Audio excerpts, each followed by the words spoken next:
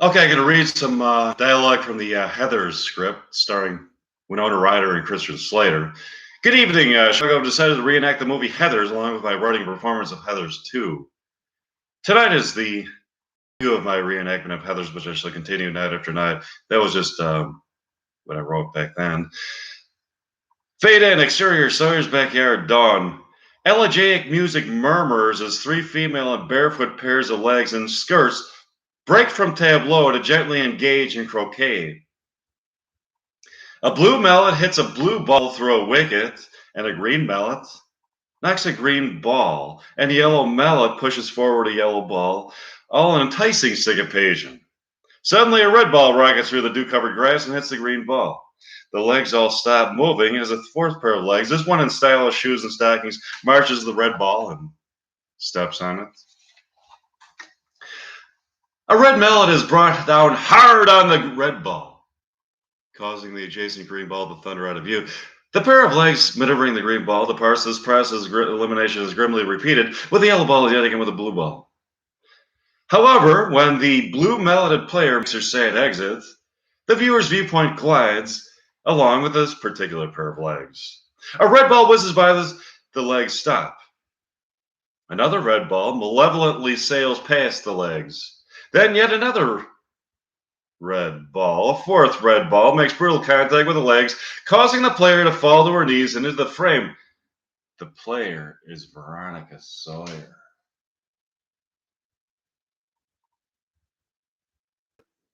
Interior, Veronica's bedroom. Day. Veronica Sawyer, a sullen 17-year-old beauty, lies atop her bed, dressed in a chic but understated ensemble, her eyes glazed open in a morning reverie. She blows up at her bangs and slides off her bed, launching into her voiceover narration over the empty bed. Heather told me she teaches people real life. Interior high school hallway day. Continuing her narration, Veronica glides through a bustling high school hallway with a frozen smile.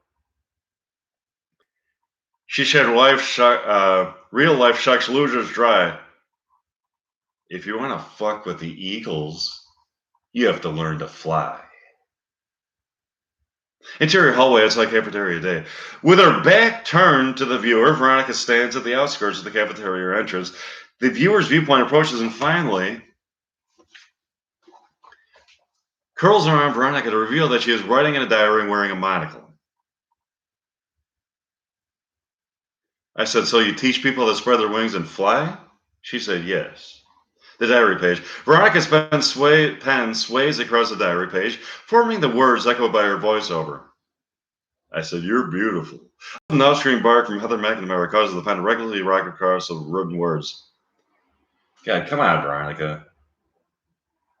Veronica coolly pops a monocle from her eye before angrily addressing the amusingly robust, conventionally beautiful, trendily coiffed Heather McNamara. What's your damage, Heather? You ruined my... God, I'm so sure. Don't blame me, blame Heather. She told me to haul your ass into the calf pronto. Back me up, Heather. From behind Heather McNamara marches a similarly treadily accessorized but noticeably more inhibited wave, Heather Duke. She is clutching a tattered copy of The Catcher in the Rye.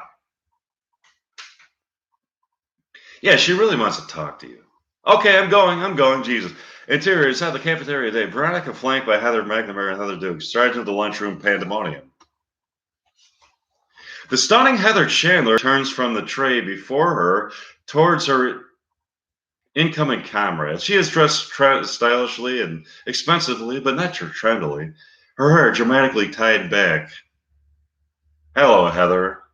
Pulling out a rumpled piece of yellow paper, Heather Chandler smiles. The content of what Heather says is consistently offensive, but the tone in which she speaks is sexy, dangerous, and mysterious. She is a mythic bitch. Veronica finally got a paper of Kurt Kelly's. I need you to forge a hot and horny but realistically low-key note in Kurt's handwriting. We'll sip in the bar of the dump truck's lunch tray. Shit, Heather. I don't have anything against Martha Dunstock.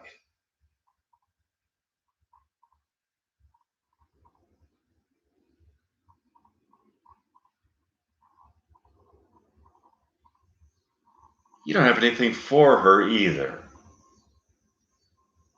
Come on, it'll be very, The note will give her shower national masturbation for materially for weeks. I'll think about it. Don't think. Point of view on cafeteria line. Unattractive and quite overweight, Martha Dunstock slash dump truck guiltily plops two jellos on her tray and clunks forward in line. Cafeteria actress Veronica's arm, seemingly involuntarily, latches onto the outstretched pen. Heather Chandler. Splendid, I'll dictate. Veronica, need something to write on. Heather, bend over. Both Heather McNamara and Heather Duke bend over. Heather Chandler violently laughs. Heather McNamara and Heather Duke stand erect, embarrassed. Heather Duke back down. Veronica scurriously contorting Heather Duke. Dear Martha, you're so sweet. The jocks table. The traditionally handsome Kurt Kelly and the massive Ram sit with other typical jocks, taking in Veronica and the Heathers. It'd be so righteous to be in a Veronica Sawyer, Heather Chandler sandwich. Punch it in, Ram. Kurt and Ram raise their right arms, and slam their fists together. Hell yes. I want to set a Heather on my Johnson and just start spinning her like a fucking pinwheel. Come on, people. Let's give that leftover lunch money to people without lunches. Those tater tots that you threw away today are a delicacy in Africa. They're Thanksgiving dinner. God, aren't they fed yet? Do they even have Thanksgiving in Africa? Oh, sure, pilgrims, Indians, tater tots. It's a real party cabinet. Sorry, guess what today is? Ouch, the lunchtime poll. So what's the question? God damn, Heather, you were with me in study hall when I thought of it. Such a pillowcase. I forgot. Hey, this wouldn't be that bizarro thing you were babbling about over the phone last night, would it?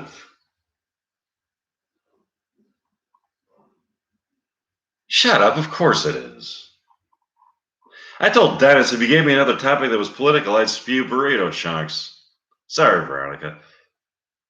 Betty Finn, gosh. I'm really sorry I couldn't make it to your birthday party last month. That's okay. Your mom said you had a big date. I'd probably skip my own birthday party for a date. Don't say that. Oh, Ronnie, you have to look at what I dug up the other day. I was talking with someone. Color me impressed. I thought you grew out of Betty Finn. Cafeteria entrance, a gnarly melange of chicken and potatoes, is scraped off of a plate into a cafeteria trash can as Veronica and the Heathers stroll by outside. Veronica pauses to peer in at the James Dean-esque guy. God, Veronica, drool much? His name's Jason Dean. He's in my American history. Give me the clipboard. As Veronica walks off, Heather McNamara oinks out some amusing sexual noises. Cafeteria / Jason Dean's table. Veronica saunters to Jason Dean. Hello, Jason Dean. Greetings and salutations. Call me JD. Are you a Heather? No, Veronica. Sawyer. This may seem like a stupid question. There are no stupid questions. If you inherit $5 million the same day aliens tell the Earth they're blowing us up in 2 days, what would you do? That's the stupidest question I've ever heard. An intrigued JD laconically answers the question. Probably just run out to the middle of a lake, bring along my sack, some tequila, and some Bach. How very. Heather Chandler breaks Veronica's daze of admiration. Come on, later. Definitely.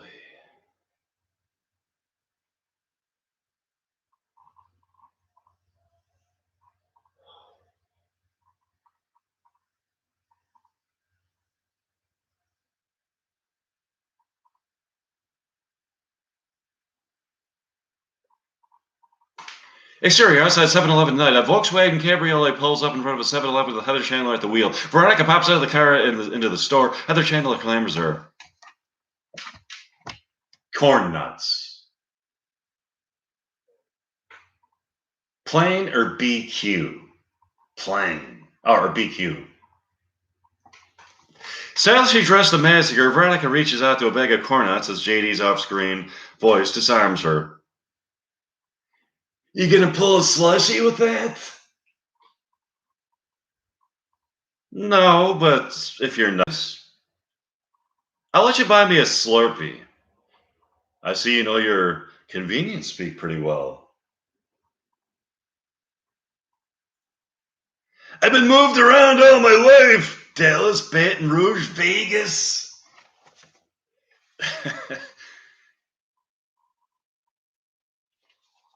Sherwood, Ohio. There's always been a snacky snack or whatever, snappy snack shack. Any town, anytime, I can pop a ham and cheese in the microwave and feast on a turbo dog. It keeps me sane.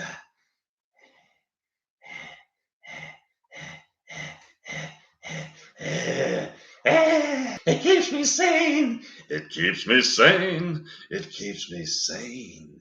It keeps me sane. It keeps me sane. It keeps me sane. It keeps me sane. Really? That thing in the calf today was pretty severe. The extreme always makes an impression. But you're right. It was severe. Did you say you wanted a grape or a cherry slushie? I didn't. Cherry. Interior Veronica's bedroom night. The viewer is taken back and forth from a shattered post-party Veronica to the traumatic dormitory party itself. The sobbing, monocled Veronica writes at her desk. Dear diary, I want to kill, and you have to believe. Damn pen. Veronica frantically scribbles, trying to get her pen to write. She throws the pen across the room and pulls out another. You have to believe it's more than selfish reasons. More than a spoke in my menstrual cycle. You have to believe me. Interior Veronica's bedroom night.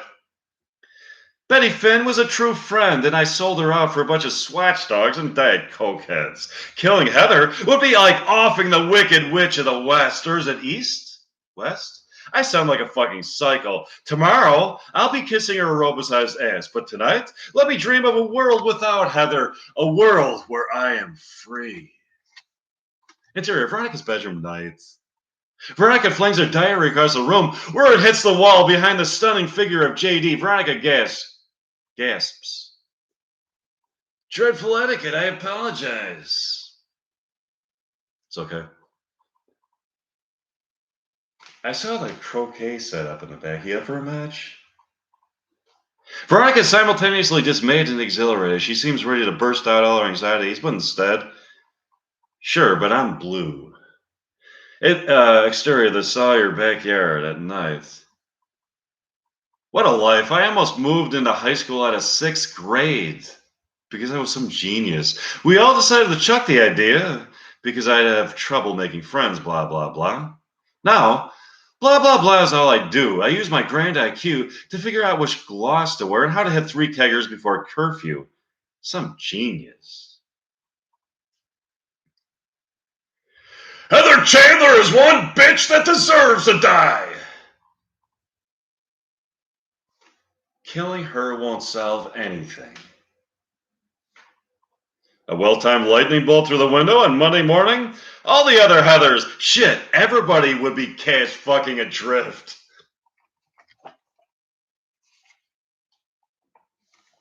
Well, then I'll pray for rain.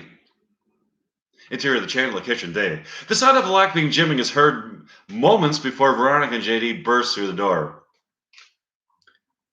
Trust me, she skips the Saturday morning trip to Grandma's house, even when she's not hungover.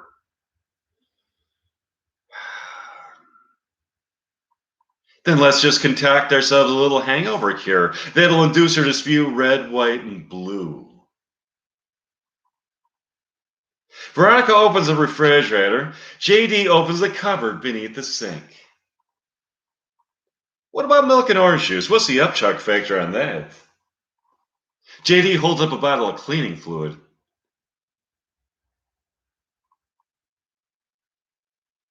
I'm a no rust buildup man myself. Don't be a dick. That stuff will kill her. Veronica and JD make queasy eye contact. Veronica descends back into the refrigerator with some worked up enthusiasm as JD suavely pours bits of various toxic containers, detergent, scouring powder, into a glass beer mug. Okay, we'll cook up some soup and put it in a Coke. Sick, huh? Now, should it be chicken noodle or bean with bacon?